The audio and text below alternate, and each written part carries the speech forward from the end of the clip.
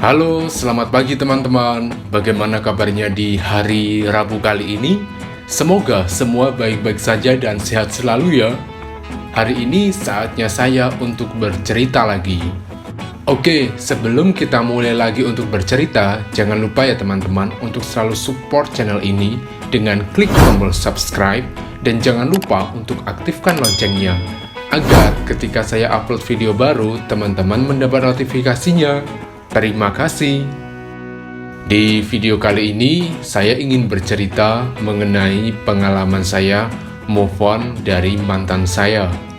Tentunya teman-teman yang pernah putus cinta pernah dong merasakan galau. Apalagi ketika galau, tidak makan seharian, atau mungkin tidak makan selama beberapa hari. Menjalani kehidupan seperti sudah tidak ada gunanya lagi.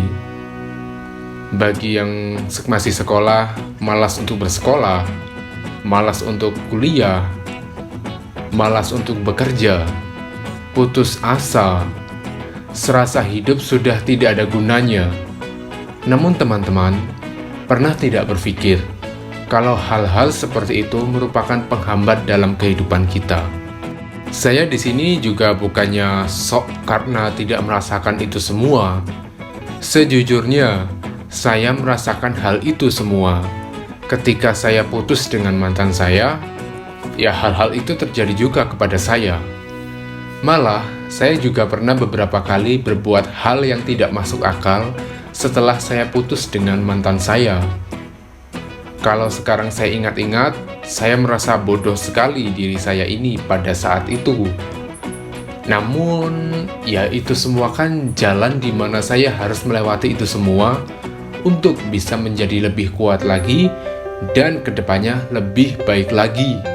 Sebenarnya, saya tuh paling tidak suka ketika saya baru putus dengan boyfriend saya, lalu saya curhat ke teman, dan ketika saya curhat, teman saya berpendapat begini, "David, kamu tuh harus bisa move on. Lupakan saja orang itu. Dia memang tidak pantas dengan kamu." Wow. Komen seperti itu bukannya membangun psikis kita, tapi malah akan sangat menjatuhkan psikis kita. Karena apa? Move on itu tidak semudah itu. Kita masih punya otak. Dan otak itu akan selalu menyimpan memori dari perjalanan hidup kita. Entah itu positif, entah itu negatif, akan selalu tersimpan di dalam otak kita. Layaknya sebuah hard disk di komputer. Jadi kita akan selalu mengingat-ingat akan hal itu sampai kapanpun. Tapi kalau dibandingkan dengan hard disk, ya hard disk itu bisa diformat ulang. Kalau otak manusia, ya tidak bisa diformat ulang layaknya sebuah hard disk. Harusnya ya, ketika ada teman kita yang sedang galau, baru putus dari pacarnya, lebih baik teman-teman support mereka. Untuk teman-teman jadilah pendengar yang baik. Ikuti alur di mana ketika yang sedang galau ini sedang curhat ke teman-teman. Jadi teman-teman bisa menyerap apa yang diceritakan, lalu berilah solusi jangka pendek agar orang yang galau ini bisa up lagi moodnya. Setelah itu, barulah berilah solusi jangka panjang. Apa yang harus diperbuat ke depannya, bagaimana menyikapinya. Bukan malah bilang kamu harus move on. Itu bukan solusi terbaik menurut saya. Karena kata move on itu hanya kata perintah, bukan solusi jitu untuk membangun mental yang sedang down. Jadi, saya mau cerita teman-teman, ketika dulu saya masih awal pacaran, saya kira tuh pacar pertama saya itu adalah cowok yang baik-baik saja. Tapi ternyata di situ saya cuma dibuat mainan saja. Saya yang sudah sangat jatuh hati ke orang ini, tiba-tiba mengetahui kalau saya cuma dibuat mainan saja. Sakit teman-teman hati ini. Seluruh waktu, perhatian yang sudah aku korbankan untuk dia ternyata tidak dibalas dengan kebaikan. Dan setelah aku meminta penjelasan dari cowok ini, di situ saya malah diputusin. Gimana hati ini tidak hancur teman-teman? Menjalin hubungan selama 1 tahun, ternyata dalam waktu selama itu saya hanya dibuat mainan saja. Dan bodohnya, saya baru mengetahui hal itu setelah 11 bulan berpacaran.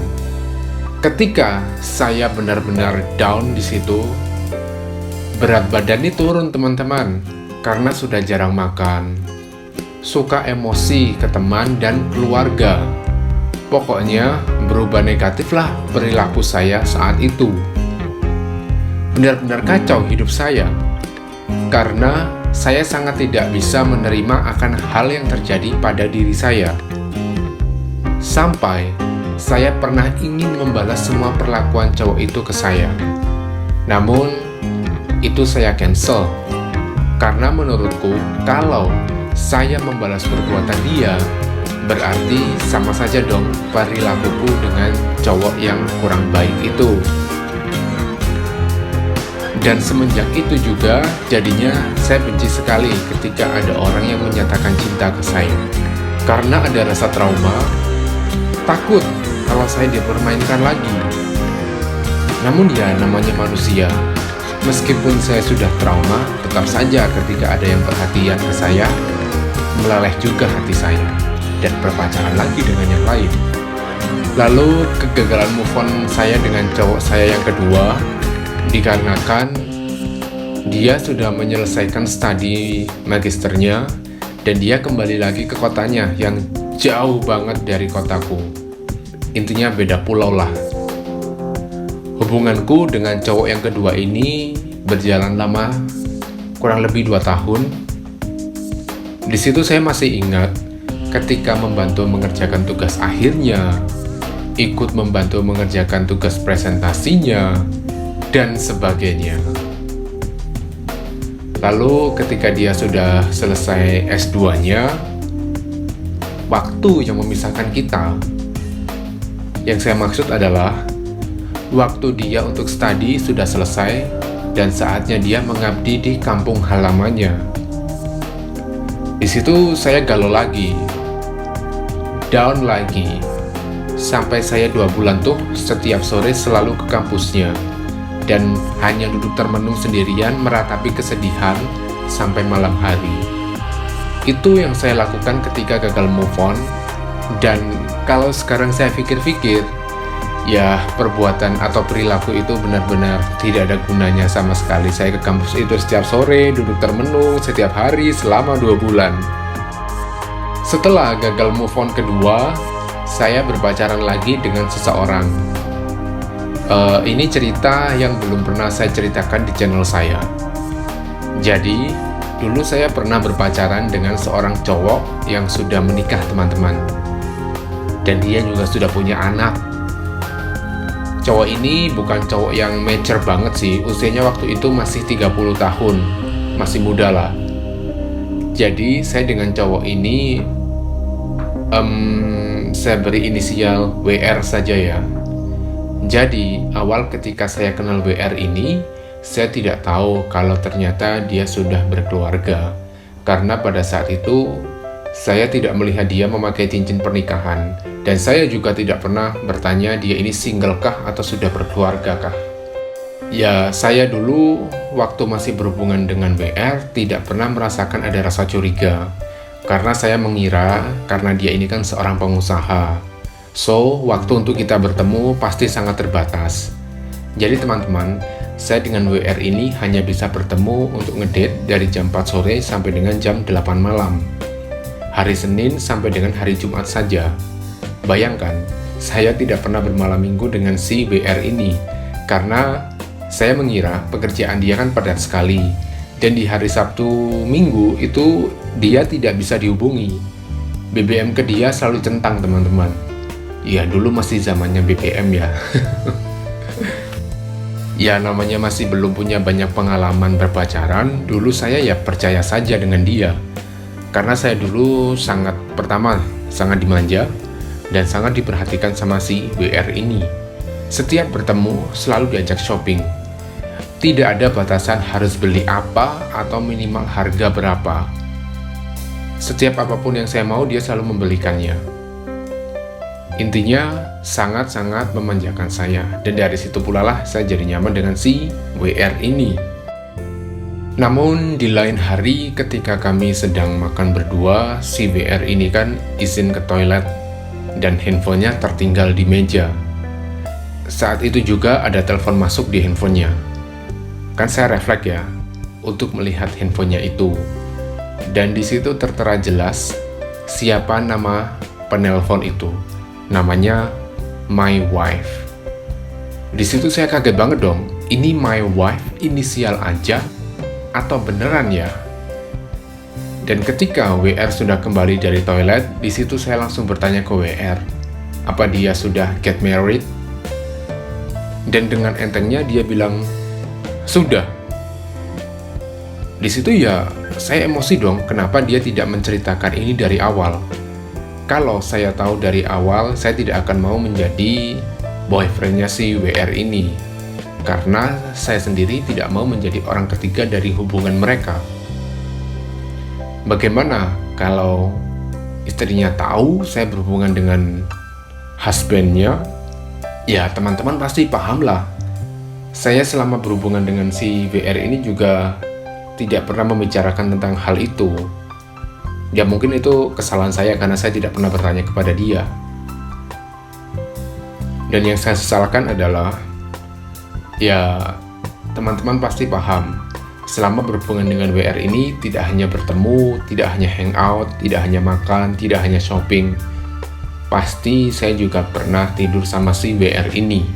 Saya sempat bertanya ke dia, kenapa dia tidak pernah bercerita kalau dia sudah berkeluarga, dan ternyata dia juga punya anak.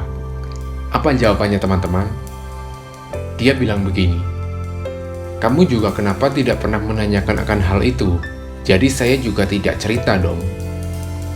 Wow, enteng banget dia menjawab hanya seperti itu. Di situ saya marah banget dong, tapi di sisi lain, saya juga sudah jatuh cinta dengan si WR ini. Saya tidak mau kalau harus putus dan saya galau lagi, harus proses move on lagi. Saya tidak mau. Lalu saya menanyakan ke WR bagaimana kelanjutan hubungan kita. Si WR maunya kita meneruskan hubungan ini karena istrinya juga tidak tahu akan hubungan kami. Di situ saya benar-benar sangat bingung. Apakah saya harus memilih putus atau saya harus menjadi simpanannya si WR ini? Untuk jawabannya akan saya lanjutkan di next video ya teman-teman. Kalau menurut teman-teman, waktu itu saya memilih putus atau saya memilih untuk tetap menjalin hubungan dengan si WR? Tolong tulis pendapat teman-teman di kolom komentar ya. Saya ingin tahu pendapat teman-teman kalau berada di posisi saya pada saat itu.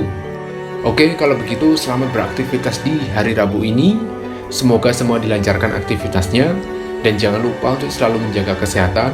Hindari juga tempat-tempat keramaian. Kalau bisa tetap berada di rumah saja sampai keadaan di kota teman-teman membaik.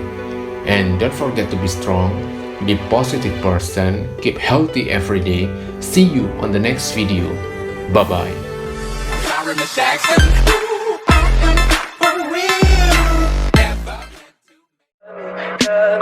Tell me pretty lies, look me in the face. Tell me that you love me, even if it's fake.